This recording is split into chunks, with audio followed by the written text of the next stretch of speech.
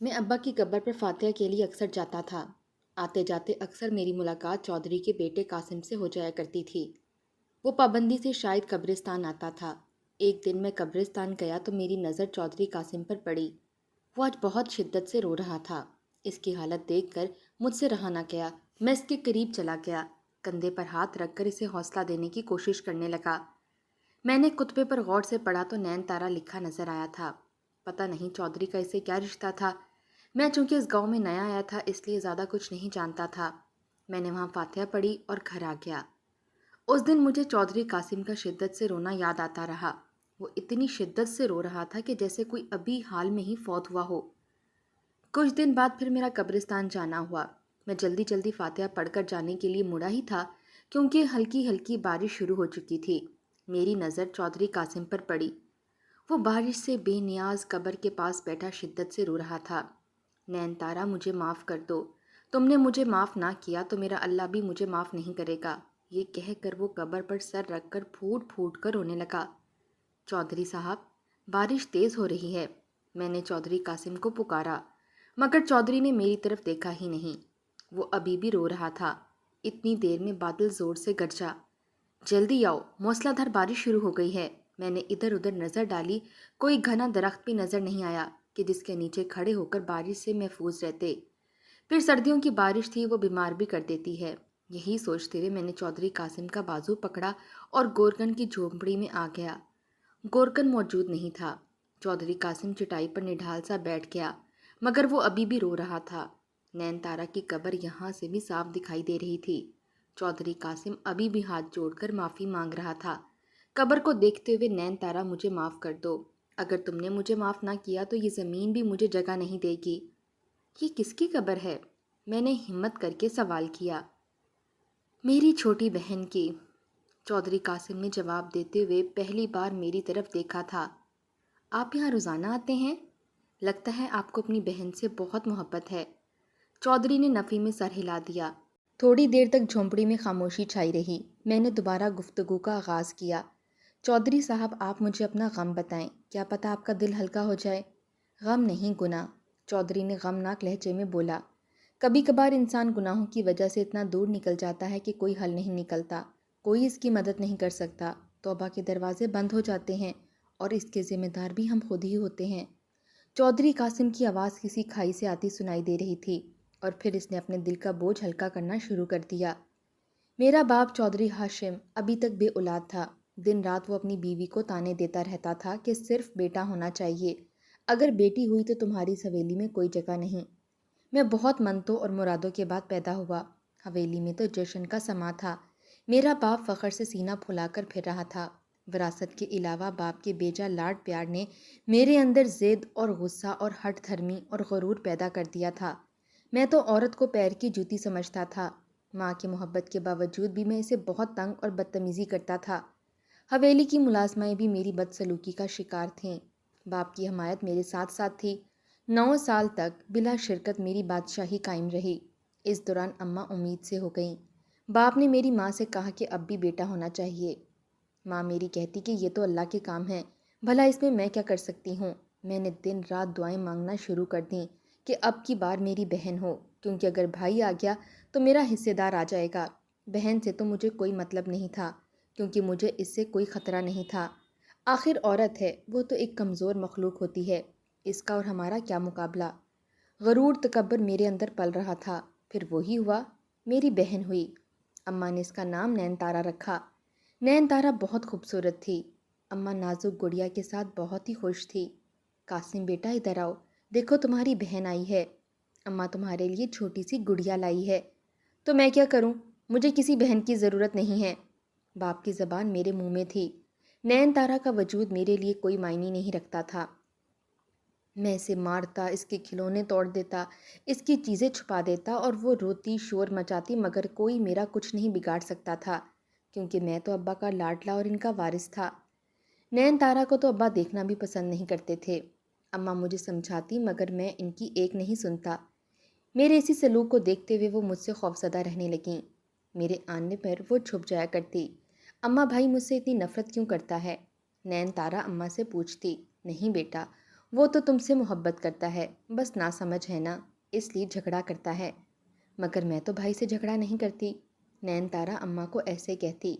اماں نے نین تارا کو اسکول میں داخل کروا دیا۔ وہ بہت شوق سے اسکول جاتی تھی۔ مجھے اسکول جانے کا کوئی شوق نہیں تھا۔ میں تو صرف دوسرے بچوں پر اپنی برتری ثابت کرنے چاہتا تھا کہ پڑھ لکھ کر وہ میرے برابر ہرگز نہیں ہو سکتے، بلکہ رہیں گے تو وہی نا، ہمارے ملازم ہی۔ وقت گزرتا جا رہا تھا۔ نین تارا پڑھائی میں اور میں اپنی آوارگی میں بڑھتا رہا۔ میں شرارتیں بھی کرتا اور ابا کو شکایت استاد کی لگاتا۔ جب ابا انہیں ذلیل و خوار کرتے تو میری فرونیت کو بڑی تسکین ملتی۔ نین تارا نے میٹرک اعلیٰ نمبروں سے پاس کیا۔ پورے گاؤں میں دھوم مچی۔ صورت اور سیرت میں تو باکمال تھی، پڑھائی میں بھی اس نے میدان مار لیا۔ میں نے گاؤں والوں کے چہرے پر نین تارا کے لیے عزت اور محبت دیکھی۔ مجھ سے وہ ڈرتے تھے، مگر نہیں، وہ مجھ سے نفرت بھی کرتے تھے۔ مجھے پہلی دفعہ نین تارا سے حسد محسوس ہوا، یعنی ایک لڑکے کے سامنے ایک لڑکی فوقیت لے گئی۔ حویلی میں آنے جانے والے اماں ابا کو مبارکباد دے رہے تھے اور میرا حسد کے مارے برا حال ہو رہا تھا۔ وہ آگے پڑھنا چاہتی تھی۔ اس نے اماں سے اس بات کا اظہار کیا کہ اسے شہر کے میڈیکل کالج میں داخلہ لینا ہے۔ یہ سننا تھا کہ میرے تو تن بدن میں آگ لگ گئی۔ ابا اور میں نے خوب مخالفت کی۔ کیا ضرورت ہے آگے پڑھنے کی؟ ابا مجھے شوق ہے۔ بامشکل اس نے زبان کھولی۔ پڑھ کر تو کیا تیر مارے گی؟ کرنا تو پھر بھی چولہا ہانڈی ہے نا، میں نے حقارت سے کہا۔ پتر پڑھنے دے بیچاری کو، اماں حمایت میں بولی۔ نہ، ضرورت کیا ہے شہر جا کر پڑھنے کی، کرنی تو اس کی شادی ہے، ہم نے کون سا تجھ سے نوکری کروانی ہے؟ ابا غصے سے دھاڑے۔ چودھری صاحب، میں نے آپ سے زندگی میں کچھ نہیں مانگا، مگر اپنی بیٹی کے لیے منت کر رہی ہوں کہ اسے پڑھنے کی اجازت دے دیں۔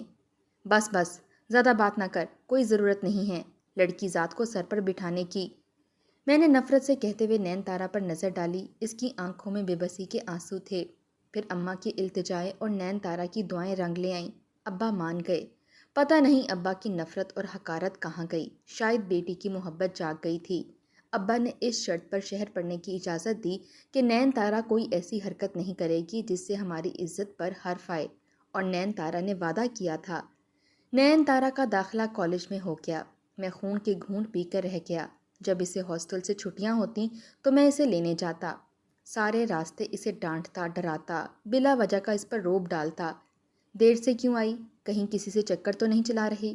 ایسی کوئی خبر مجھے ملی تو یاد رکھنا، زندہ حویلی نہیں جائے گی، تیری لاش ٹکڑے ٹکڑے کر کے لے کے جاؤں گا۔ وہ سارے راستے آنسو بہاتی، مگر مجھے رحم نہ آتا۔ حویلی جا کر بھی میں اماں ابا کو اس کی جھوٹی شکایتیں لگاتا۔ اصل میں اس سے انتقام لیتا کہ وہ پڑھائی میں مجھ سے آگے کیوں نکل رہی تھی۔ اسی دوران حویلی میں میری شادی کے ہنگامے جاگ گئے۔ گل بانو میری منگیتر تھی جو اب دلہن بن کر حویلی کی رونق بڑھانے آ گئی۔ میں بہت خوش تھا۔ گل بانو اور نین تارا میں بہت اچھی دوستی ہو گئی تھی، مگر وہ مجھ سے خائف ہی رہتی تھی۔ میں نے اس کو کبھی بھائیوں والا پیار جو نہیں دیا تھا۔ وقت گزرتا گیا اور نین تارا پڑھ لکھ کر ڈاکٹر بن گئی۔ یہ خبر تو میرے تن بدن میں آگ لگا گئی تھی۔ ساری حویلی میں جشن کا سما تھا۔ ہر کوئی ابا کو مبارکباد دے رہا تھا۔ ابا کی عزت کو 4 چاند جو لگ گئے تھے۔ پہلی بار کوئی لڑکی اتنا زیادہ گاؤں میں پڑ گئی تھی۔ بیٹی تو نے میرا سر فخر سے بلند کر دیا، ابا نین تارا کے سر پر محبت سے ہاتھ رکھتے ہوئے کہتے۔ ابا، آپ کی عزت مجھے اپنی جان سے بھی زیادہ پیاری ہے۔ ڈاکٹر بن کر بھی اس کے انداز میں عاجزی اور انکساری ختم نہیں ہوئی تھی۔ میری بیٹی بہت نصیبوں والی ہے۔ اماں کے لہجے میں بھی اس کے لیے پیار ہی پیار تھا۔ مجھے تو ان دونوں کا پیار ایک آنکھ نہیں بھا رہا تھا۔ نین تارا، میں نے ہمیشہ تجھ سے نفرت کی، کبھی تجھے پیار نہیں کیا۔ میرے ہوتے ہوئے بھی تو باپ کی محبت سے محروم رہی۔ ابا کے لہجے میں تو بہت دکھ تھا۔ میرے لیے تو خطرے کی گھنٹی بج گئی تھی۔ مجھے آپ سے کوئی شکایت نہیں ابا، آپ نے میرا ڈاکٹر بننے کا خواب جو پورا کر دیا ہے، مجھے کوئی گلہ نہیں۔ مگر بیٹی، میں تمہارے لیے کچھ کرنا چاہتا ہوں، اپنی تمام زیادتیوں کا ازالہ کرنا چاہتا ہوں۔ ابا بڑے پرعزم انداز میں بولے۔ مجھے گاؤں میں ہسپتال بنانا ہے ابا، اس کے لیے زمین چاہیے۔ ہاں بیٹی، جو کہو گی وہی ہوگا، جتنی زمین چاہیے لے لو۔ ابا، میں چاہتی ہوں کہ گاؤں والے علاج سے محروم نہ رہیں، انہیں شہر نہ جانا پڑے، انہیں علاج کی سہولیات گاؤں میں ہی میسر ہوں۔ کوئی ضرورت نہیں ہے اسے زمین دینے کی، کرنی تو اس کی شادی ہے نا، تو پھر یہ نیا شوشہ کیوں چھوڑا جا رہا ہے؟ میں نے غصے سے مداخلت کرتے ہوئے کہا۔ تو چپ کر قاسم، یہ میرا اور میری بیٹی کا معاملہ ہے۔ ابا تو بالکل ہی بدل گیا ہے۔ ابا اگر تو نے اسے زمین دی نا تو میں اس کے ٹکڑے ٹکڑے کر دوں گا۔ اوئے آرام سے، بہن ہے تیری۔ ابا غصے سے چلائے۔ آپ ہوتے کون ہیں میرے ٹکڑے کرنے والے؟ اس نے میری آنکھوں میں آنکھیں ڈال کر کہا۔ میں اس کا اعتماد اور جرأت دیکھ کر حیران رہ گیا۔ میری آنکھوں میں تو خون اتر آیا۔ میں نے آگے بڑھ کر اسے تھپڑ مارنا چاہا کہ ابا میرے سامنے آ گئے اور میرے منہ پر تھپڑ رسید کر دیا۔ اپنی بکواس بند کر اور چلا جا یہاں سے۔ ابا نے پہلی بار مجھ پر ہاتھ اٹھایا تھا اور اس کی وجہ صرف نین تارا تھی۔ دیکھتا ہوں کیسے بنتا ہے ہسپتال، میں دھمکی دیتا ہوا اپنے کمرے میں آ گیا اور جاتے جاتے نین تارا پر نفرت بھری نگاہ ڈالنا نہیں بھولا۔ قاسم کیوں غصہ کر رہے ہیں؟ بنانے دیں ہسپتال، اس میں سب کا ہی تو فائدہ ہے۔ گل بانو نے مجھے محبت سے سمجھانے کی کوشش کی۔ بکواس بند کرو اور میرا دماغ نہ کھاؤ۔ سب اسی ناگن کے حمایتی بن گئے ہیں۔ میرا خون تو غصے سے کھول رہا تھا۔ میں اس جگیر کا اکیلا مالک ہوں، کسی کو اس میں شریک نہیں بننے دوں گا۔ ساری رات جاگتا رہا، منصوبے بناتا رہا کہ کیسے مزہ چکھاؤں، کیسے اس سے اپنی بے عزتی کا بدلہ لوں کہ وہ ہمیشہ یاد رکھے۔ اور پھر میرے شیطانی دماغ میں ایک ترکیب آئی جس سے سانپ بھی مر جاتا اور لاٹھی بھی نہ ٹوٹتی، یعنی کہ میں برا بھی نہیں بنوں گا اور نین تارا میرے راستے سے بھی ہٹ جائے گی۔ صبح میں اپنے کمرے سے نکلا تو معلوم ہوا کہ ابا اور نین تارا زمین دیکھنے گئے ہوئے ہیں۔ میں کھولتا ہوا گاڑی میں بیٹھ گیا۔ میرا ارادہ گاؤں سے باہر جانے کا تھا۔ گاؤں سے باہر ایک سادھو تھا جو کالے عملیات کا ماہر تھا۔ میں اس کے پاس جا پہنچا۔ اس کی جھونپڑی سے ناگوار بو آ رہی تھی۔ جگہ جگہ کھوپڑیاں اور ہڈیاں بکھری پڑی تھیں۔ شاید کسی چلے میں مصروف تھا۔ میں ایک جگہ بیٹھ گیا۔ نفرت اور حسد نے مجھے کہاں پہنچا دیا تھا۔ وہ میری بہن تھی مگر میں ظالم ہو گیا تھا۔ اس کی ذرا سی معصوم خواہش نے میرے اندر کے حیوان کو جگا دیا تھا۔ بول، کیوں آیا ہے؟ سادھو کی اچانک آواز پر میں چونک گیا۔ میں نے ہمت کر کے سادھو کو ساری بات بتا دی۔ نین تارا سے اپنی بے پناہ نفرت بھی۔ یہ کون سا مشکل کام ہے، ہو جائے گا، بس تمہیں اس کے لیے 2 شرائط ماننا ہوں گی۔ وہ کیا شرائط ہیں؟ ایک تو یہ کہ 15 دن تک غسل نہیں کرنا اور کوئی نماز نہیں پڑھنی، اور دوسرا یہ کہ 15 دن کے بعد قرآن پاک کی بحرمتی کر کے میرے پاس لے آنا۔ دوسری شرط سن کر تو میرے رونگٹے کھڑے ہو گئے تھے۔ قرآن کی بے ادبی، میں تو سوچ میں پڑ گیا۔ اگر یہ نہیں کر سکتا تو چلا جا یہاں سے۔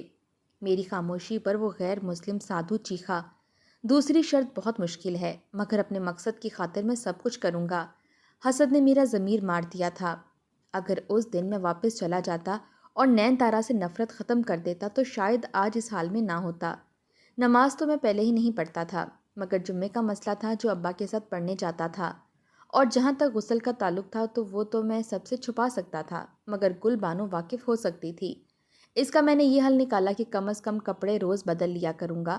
میں حویلی میں کسی سے زیادہ بات نہ کرتا۔ حویلی میں سب سمجھ رہے تھے کہ شاید مجھے عقل آ گئی ہے۔ میں نے غسل چھوڑ دیا مگر روز کپڑے بدل لیتا۔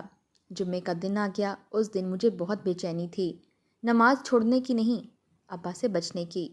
جمعے کے وقت ابا تیار ہو کر نکلنے لگے تو انہوں نے مجھے آواز دی، قاسم آ جا، جمعے کو دیر ہو رہی ہے۔ میں نے بہانہ بنایا کہ ابا میرے دوست کا ایکسیڈنٹ ہو گیا ہے، میں اسے دیکھ کر وہیں سے مسجد آ جاؤں گا۔ یہ مصیبت ایسے ٹل گئی۔ میں روز کپڑے تو بدل لیتا مگر میری بیوی مجھے شک کی نگاہوں سے دیکھتی تھی۔ قاسم، آپ روز نہاتے ہیں مگر آپ کے کپڑوں سے ناگوار بو آتی ہے۔ بو؟ کیسی بو؟ میں تو روز نہاتا ہوں۔ پتہ نہیں پر بہت ناگوار بو ہے۔ اچھا زیادہ بکو مت، بڑی آئی نیک بی بی۔ میں نے ناگواری سے اپنی بیوی کو جھڑک دیا۔ سچ کڑوا جو تھا، 15 دن ہو چکے تھے، پھر دوسری شرط پوری کرنے کا وقت آ چکا تھا۔ میں اپنی بیوی کے سونے کا انتظار کر رہا تھا۔ وہ سو گئی تو میں اٹھا۔ رات کے 2 بجے تھے۔ میں نے الماری کھولی جس میں قرآن پاک رکھا ہوا تھا۔ میں نے سب سے پرانا قرآن نکالا جو کوئی پڑھتا ہی نہیں تھا۔ میرے ہاتھ بری طرح سے کانپ رہے تھے مگر کیا کرتا اس نفرت اور حسد کا جو مجھے ایک پل بھی چین سے سونے نہیں دے رہا تھا۔ اور پھر میں نے وہ کر دیا جو ایک مسلمان کبھی ایسا کرنے کا سوچ بھی نہیں سکتا۔ پھر میں الماری بند کر کے مڑا ہی تھا، مجھے ایسا لگا جیسے زمین ہل رہی ہو۔ میں اپنی جگہ رک سا گیا کہ واقعی زلزلہ آ رہا ہے۔ حویلی میں چیخو پکار مچ گئی۔ میری بیوی جو امید سے تھی گھبرا کر اٹھ گئی۔ حویلی میں سب کلمہ پڑھ رہے تھے۔ میرا دل بری طرح سے کانپ رہا تھا۔ میرا دل بار بار کہہ رہا تھا کہ یہ زلزلہ نہیں، قرآن کی ابھی جو بے رحمتی ہوئی ہے یہ اس کا نتیجہ ہے۔ کچھ دیر بعد زلزلہ رک گیا۔ حویلی میں سکون ہوتا گیا۔ حویلی میں زلزلے کی باتیں ہو رہی تھیں صبح کے وقت، مگر گاؤں کے کسی فرد نے زلزلے کا ذکر تک نہیں کیا تھا۔ سب حیران تھے کہ یہ کیسا زلزلہ تھا جو صرف حویلی والوں کو ہی محسوس ہوا تھا۔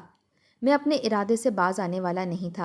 نیچے اترتے وقت میری نظر نین تارا پر پڑی۔ وہ اب بھی مجھ سے بات نہیں کرتی تھی۔ میں اسے دیکھ کر اندر تک کڑوا ہو گیا۔ بہت جلد ڈاکٹر صاحبہ کی عقل ٹھکانے آ جائے گی۔ یہ کام بہت خوفناک تھا، مگر مجھے کرنا تو تھا۔ یہ لو، میں نے قرآن نکال کر اس غیر مسلم سادھو کو دے دیا، جسے دیکھتے ہی سادھو کی آنکھوں میں شیطانی چمک ابھری تھی۔ بہت اچھے۔ سادھو میری طرف دیکھ کر مکروہ ہنسی ہنستے ہوئے بولا، بس آگے کا کام آسان ہو گیا ہے۔ سادھو نے پھر ایک گڑیا نکالی، گڑیا کے سر میں سوئیاں چبھوئیں اور اس کی ٹانگوں کو کالے دھاگے سے باندھ دیا۔ یہ لو، سادھو نے گڑیا میری طرف بڑھا دی۔ میں نے دیکھا کہ گڑیا پر نین تارا کا نام لکھا تھا، یعنی میری منزل قریب آ گئی تھی۔ میرے لبوں پر مسکراہٹ آ گئی۔ سادھو نے قرآن دے کر اس پر پڑھائی شروع کر دی اور پھر پھونک مار کر مجھے دے دیا۔ اس کو اپنی بہن کے بستر کے نیچے رکھ دینا اور گڑیا قبرستان میں پرانی سی قبر میں دبا دینا، اور یہ چھری لو، ان پر یہ منتر پڑھنے ہیں جو میں تمہیں بتا دیتا ہوں، اور آخر میں چھری پر پھونک مار کر گڑیا کے پیٹ میں گاڑ دینا۔ سادھو نے تمام عمل کے بدلے میں بھاری رقم وصول کرتے ہوئے کہا۔ میں جھونپڑی سے نکلنے لگا تھا کہ بارش شروع ہو گئی۔ میں وہیں رک گیا۔ انسان کا ضمیر اس کو کوڑے مارتا ہے۔ جب تک انسان خود نہ ٹھان لے کہ میں نے اس کی آواز نہیں سننی۔ بارش تیز سے تیز ہوتی جا رہی تھی۔ قدرت مختلف بہانوں سے انسان کو روکتی ہے، منع کرتی ہے، سمجھاتی ہے، ڈراتی ہے، مگر انسان جب شیطان بن جائے تو وہ کہاں باز آتا ہے۔ میرا ذہن الجھ رہا تھا۔ شاید سادھو بھانپ گیا۔ میری کیفیت کو وہ سمجھ رہا تھا۔ کالے عملیات چاند کے آخری دنوں میں کیے جاتے ہیں، خاص کر جب دشمن کو راستے سے ہٹانا ہو۔ اگر یہ دن گزر جائیں تو پھر پورا مہینہ انتظار کرنا پڑتا ہے۔ سادھو نے تیر چلایا تھا جو ٹھیک نشانے پر لگا۔ میں اس کی بات کا مطلب سمجھ گیا۔ فوراً ہی جھونپڑی سے نکل پڑا۔ بارش ابھی بھی ہو رہی تھی، بجلی کڑک رہی تھی۔ ماحول میں خوفناک سا احساس تھا۔ بجلی چمکنے سے قبرستان کا ماحول مزید خوفناک لگ رہا تھا۔ میں نے گاڑی قبرستان کے باہر کھڑی کی اور ٹارچ نکال لی۔ قبرستان میں چلتے ہوئے بار بار محسوس ہوتا تھا کہ ابھی قبریں پھٹیں گی اور مردے باہر نکل آئیں گے اور مجھ کو ہمراہ کر لیں گے۔ میں نے بہت مشکل سے خوف پر قابو پایا۔ بارش ابھی بھی ہو رہی تھی۔ مجھے ایک پرانی قبر کی تلاش تھی۔ ایک ہاتھ میں ٹارچ، دوسرے میں گڑیا۔ کیچڑ کی وجہ سے میرا پاؤں پھسلا اور میرے ہاتھ سے گڑیا گر گئی۔ پہلے پرانی قبر کی تلاش میں تھا اور اب گڑیا بھی تلاش کرنی تھی۔ اللہ انسان کو بہانے بہانے سے روکتا ہے، غلط کام کرنے سے، مگر رکتا وہی ہے جو انسان ہو۔ شیطان نے تو ازل سے نافرمانی کی ہے اور ابد تک نافرمانی کرے گا۔ میں نے زمین کی طرف ٹارچ کا رخ کیا۔ قبروں پر روشنی پڑ رہی تھی۔ ایسا لگتا تھا کہ قبر سے ہاتھ نکلے گا اور میری ٹانگیں پکڑے گا۔ میں نے ہمت کی، گڑیا کی تلاش شروع کی۔ اچانک میرے پاؤں کے نیچے کوئی نرم سی چیز آئی۔ میں نے دیکھا تو گڑیا تھی۔ میں نے کیچڑ صاف کیا تو نین تارا لکھا ہوا نظر آیا۔ منحوس کا تو پتلا بھی اتنا تنگ کر رہا ہے۔ میرے منہ سے بے ساختہ نکلا۔ میں نے جلدی سے پرانی قبر تلاش کی اور وہیں بیٹھ کر منتر پڑھنا شروع کر دیے۔ میرا منہ سادھو کی ہدایت کے مطابق قبلے کے رخ کے مخالف تھا۔ میں نے آنکھیں بند کر کے عمل شروع کیا۔ یکا یک کسی کی رونے کی آواز سنائی دی۔ میں نے گھبرا کر آنکھیں کھولیں۔ ساتھ والی قبر پر منظر دیکھ کر میرا خون خوف سے جمنے لگا۔ قبر کے اوپر ایک آدمی بیٹھا رو رہا تھا۔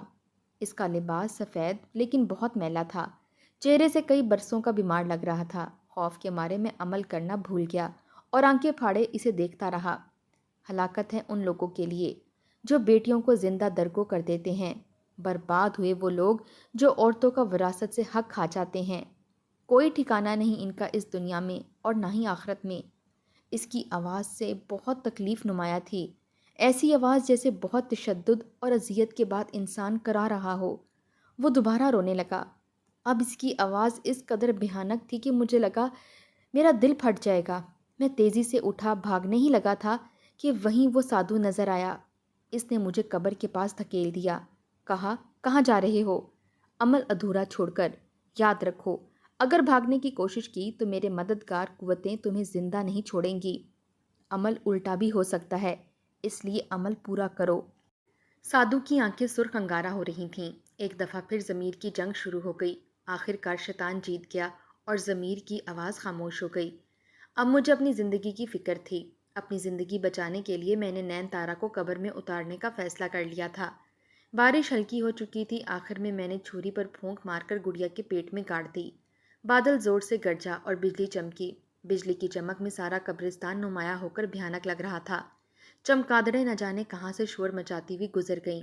میرا دل خوف کے مارے دھڑکنے لگا۔ کچھ عجیب و غریب پرندوں کی آوازیں بلند ہوئیں اور پھر ہر سو سناٹا چھا گیا۔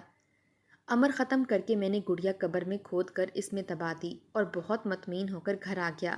گھر میں سب سو رہے تھے۔ میں نہایا، کپڑے تبدیل کیے۔ کافی دنوں بعد نہایا تھا، اس لیے خود کو بہت ہلکا محسوس کر رہا تھا۔ میں بہت پرسکون ہو کر سو گیا۔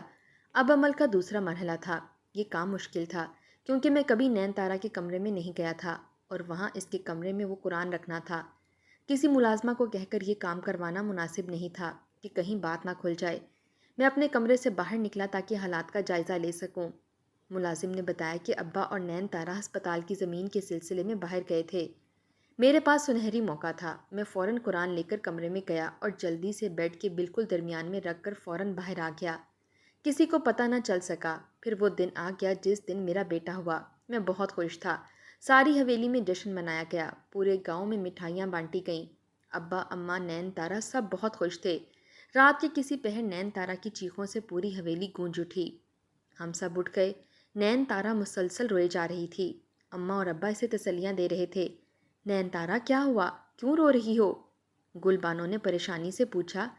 بھابھی، میرے کمرے میں 2 لمبے لمبے کالے سائے تھے۔ وہ میری طرف بڑھ رہے تھے۔ انہوں نے میری گردن دبانے کی کوشش کی تو میری چیخ نکل گئی۔ لگتا ہے کالے علم نے اپنا کام دکھانا شروع کر دیا ہے۔ میرے ذہن میں فوراً خیال آیا۔ اماں اسے اپنے کمرے میں لے گئیں۔ بس پھر تو یہ سلسلہ شروع ہو گیا۔ وہ ساری رات روتی رہتی، چیخیں مارتی رہتی۔ کبھی کہتی میرے سر میں درد ہو رہا ہے، کبھی کہتی میں جیسے ہی سونے لگتی ہوں ایسا لگتا ہے سارے جسم میں آگ لگ گئی ہے۔ بستر سے اتر کر نیچے آؤں تو وہی سیاہ سائن آ جاتے ہیں جن کے آنے سے کمرے میں سڑے گوشت کی بدبو آنے لگتی ہے۔ وہ ساری رات جاگتی رہتی۔ چند دنوں میں اس کی حالت پاگلوں جیسی ہو گئی۔ میں اپنے کمرے میں پرسکون لیٹا اس کی چیخوں کی آوازیں سنتا رہتا۔ جانتا تھا کہ وہ سائے سادوں کے موکل تھے جو عمل پورا کر رہے تھے، جو نین تارا کو ڈراتے تھے۔ حویلی میں سب بہت پریشان رہنے لگے تھے۔ کسی کو کوئی مسئلہ سمجھ میں نہیں آ رہا تھا۔ وہ ساری رات فرش پر لیٹی رہتی۔ جیسے ہی بستر پر لیٹتی تو چیخیں مارتی، اٹھ جاتی۔ ایک رات اسی طرح رونے کی آواز سے میری آنکھ کھل گئی۔ اماں ابا بری طرح سے رو رہے تھے۔ نین تارا سیڑھیوں کے پاس بے ہوش گری ہوئی تھی۔ اسے ہسپتال لے جایا گیا تو پتہ چلا کہ اس کی کمر کی ہڈی ٹوٹ چکی ہے۔ وہ ویل چیئر پر واپس حویلی میں آئی تھی۔ اس کو اس حالت میں دیکھ کر بھی مجھے رحم نہ آیا۔ اس قدر میں پتھر دل تھا۔ وہ سارا دن اپنے کمرے میں پڑی رہتی۔ ہنسنا بولنا سب چھوڑ دیا تھا۔ سب اس کی زندگی کی دعائیں مانگ رہے تھے اور میں اسے قبر میں اتارنے کا انتظام کر کے آیا تھا۔ کچھ دنوں بعد وہ سوتے میں مر گئی۔ کسی کو پتہ نہ چلا کہ اسے کیا ہوا تھا۔ میں خوش تھا کہ میرے راستے کا پتھر ہٹ گیا تھا۔ اب پھر سے میری بادشاہت حویلی میں قائم ہونے والی تھی۔ اماں ابا غم سے نڈھال تھے مگر میرا خون سفید ہو چکا تھا۔ قاسم، مجھے لگتا ہے نین تارا کی موت قدرتی نہیں ہے، گل بانو پرسوچ انداز میں بولی۔ کیا مطلب؟ یعنی کہ لوگ کہہ رہے ہیں کہ اس کو سایہ ہو گیا تھا، مگر میرا دل کہتا ہے کہ اس پر کسی نے کچھ کرا دیا تھا۔ میری بیوی گل بانو مزید بولی۔ کیا بکواس ہے، میں نے اسے ڈانٹ دیا۔ میں اندازہ نہیں لگا رہی۔ اس کے کمرے میں صفائی کرتے ہوئے اس کے بیڈ کے بیچ میں سے قرآن ملا تھا۔ گل بانو تعصب بھرے انداز میں بولی۔ بیکار باتیں کر کے میرا سر نہ کھاؤ، چلو اپنے اندازے اپنے پاس رکھو۔ میں نے اسے جھڑک کر بھگا دیا۔ پھر میرا دوسرا بیٹا پیدا ہوا تو وہ معذور تھا۔ میرا دل تو بجھ سا گیا۔ کچھ چند دنوں کے بعد میرا بیٹا فوت ہو گیا۔ میرے اوپر تو غم کا پہاڑ ٹوٹ چکا تھا۔ اماں ابا تو پہلے ہی جوان بیٹی کی موت پر نڈھال تھے، اب مزید دکھی ہو گئے۔ ایک قیامت تھی جو حویلی پر ٹوٹ چکی تھی اور پھر اس کے بعد حویلی پر غم کے بادل چھا گئے۔ حویلی میں پھر کبھی خوشی نہ آئی۔ میرا بڑا بیٹا سیڑھیوں سے گرا اور گرتے ہی مر گیا۔ میری کمر ٹوٹ چکی تھی۔ گل بانو بالکل خاموش ہو گئی تھی۔ نین تارا کی موت کے بعد مجھے ہر کام میں نقصان ہو رہا تھا۔ کبھی تیار فصل تباہ ہو جاتی، کبھی گاڑی کا ایکسیڈنٹ ہو جاتا۔ ایک رات میں سوتے سے اٹھ گیا، پسینے میں بھیگ چکا تھا۔ میں نے خواب دیکھا کہ میں نے کمرے کا دروازہ کھولا تو ایک لڑکی بیٹھی رو رہی ہے۔ کون ہو تم؟ جب اس لڑکی نے اپنا سر اٹھایا تو مجھے حیرت کا شدید جھٹکا لگا۔ وہ نین تارا تھی۔ بھائی، آپ نے میرے ساتھ یہ ظلم کیوں کیا؟ میں نے آپ کا کیا بگاڑا تھا؟ آپ نے مجھے مار دیا۔ نین تارا کی آنکھوں میں آنسو اور لبوں پر شکوہ تھا۔ میرے خوف سے پسینے چھوٹ گئے۔ میں گمسم کھڑا تھا۔ پھر وہ مجھے دیکھ کر کہنے لگی، میرے اللہ، تو اسے کبھی معاف نہ کرنا، نہ دنیا میں اور نہ آخرت میں۔ نین تارا نے آسمان کی طرف دیکھا اور دردناک انداز میں کہتے ہوئے غائب ہو گئی۔ جب میری آنکھ کھلی تو میں کتنی دیر تک بستر پر پریشان بیٹھا رہا۔ یہ مصیبت میں نے خود مول لی تھی۔ اب بھگتنے کا وقت تھا۔ میری بیوی پھر امید سے تھی۔ پتہ نہیں کیوں اس بار مجھے خوشی نہیں ہوئی تھی۔ مجھے لگا کہ اس بار میرے ساتھ کچھ برا ہونے والا ہے۔ میں ساری رات جاگتا رہتا۔ بے بسی اور اس کی چیخیں مجھے رات بھر جگاتی تھیں۔ میں گاؤں کے امام مسجد کے پاس اپنا مسئلہ لے کر گیا کہ مجھے رات بھر نیند نہیں آتی۔ وہ علم و حکمت میں بہت سمجھ بوجھ رکھتے تھے۔ انہوں نے میرا مسئلہ سن کر آنکھیں بند کیں اور مراقبے میں گئے۔ کچھ پڑھنا شروع کر دیا۔ جب آنکھیں کھولی تو ان کے ماتھے پر ناگواری سے بل تھے۔ قرآن پاک کی بے حرمتی کرو، کالا علم کرو، ناحق کسی کا قتل کرو، اور اس کے بعد یہ کہنا کہ مجھے سکون کی نیند نہیں آتی۔ چودھری قاسم، میرے پاس آپ کے اس مسئلے کا کوئی حل نہیں ہے۔ آپ نے حقوق اللہ اور حقوق العباد دونوں میں زیادتی کی ہے۔ آپ چلے جائیے یہاں سے اور پھر کبھی میرے پاس واپس نہ آنا۔ میں آپ کی کوئی مدد نہیں کر سکتا۔ امام صاحب نے مجھے مایوس لوٹا دیا۔ میری بیوی کی طبیعت خراب ہو گئی۔ اسے شہر لے جانا پڑا۔ ڈاکٹروں نے جو خبر مجھے سنائی، اسے سن کر میرے پیروں تلے سے زمین نکل گئی۔ میرا بیٹا ہوا تھا جس کے 2 سر تھے۔ اس کی رنگت بالکل سیاہ تھی۔ اس کی آواز اس قدر بھیانک تھی کہ سب لوگ توبہ استغفار کر رہے تھے۔ میری بیوی قریب المرگ تھی۔ ڈاکٹروں نے صاف جواب دے دیا تھا، قاسم، میں جانتی ہوں کہ نین تارا پر کالا علم آپ نے ہی کروایا۔ قرآن پاک کی بے حرمتی بھی آپ نے ہی کی تھی۔ اللہ نے ہمیں اولاد کے دکھ دیے تاکہ ہمیں سزا ملے۔ یہ کہہ کر گلبانو نے دم توڑ دیا۔ پھر میرا بچہ وہ بھی مر گیا۔ اماں ابا تو صدمے جھیل کے ٹوٹ گئے تھے۔ اب اس نئے غم پر ایک ایک کر کے دنیا سے منہ موڑ گئے۔